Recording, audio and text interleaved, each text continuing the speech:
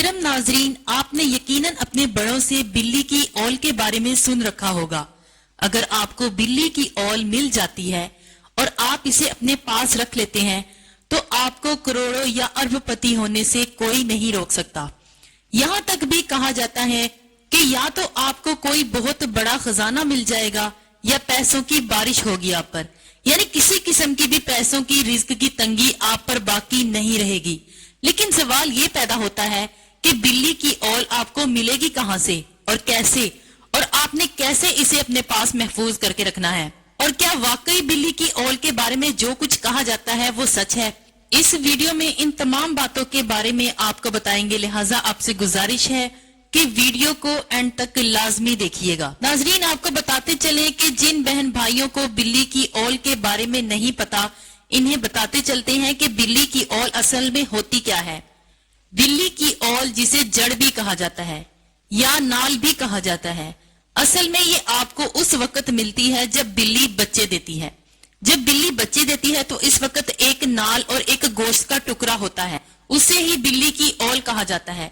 जब बिल्ली बच्चे दे लेती है तो फौरी तौर पर इस गोश्त के लोथड़े को खा जाती है।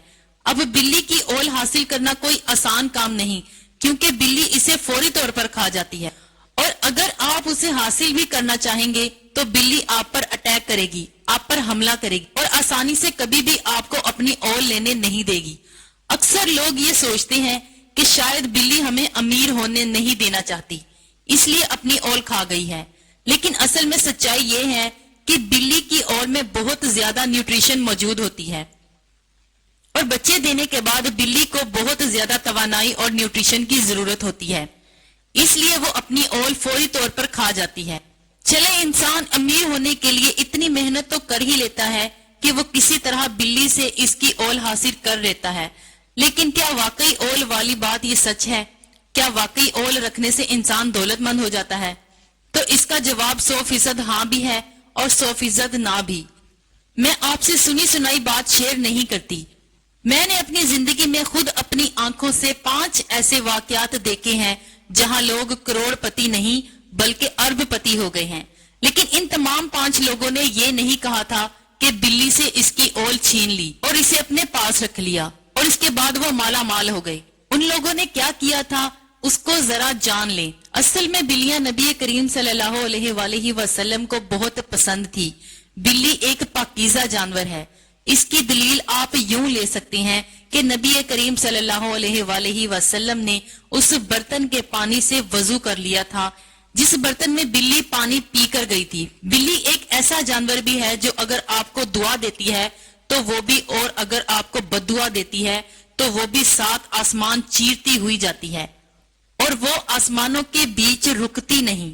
और इसीलिए अगर बिल्ली किसी घर में बच्चे देती है तो समझा जाता है कि वो घर बहुत बरकत वाला है।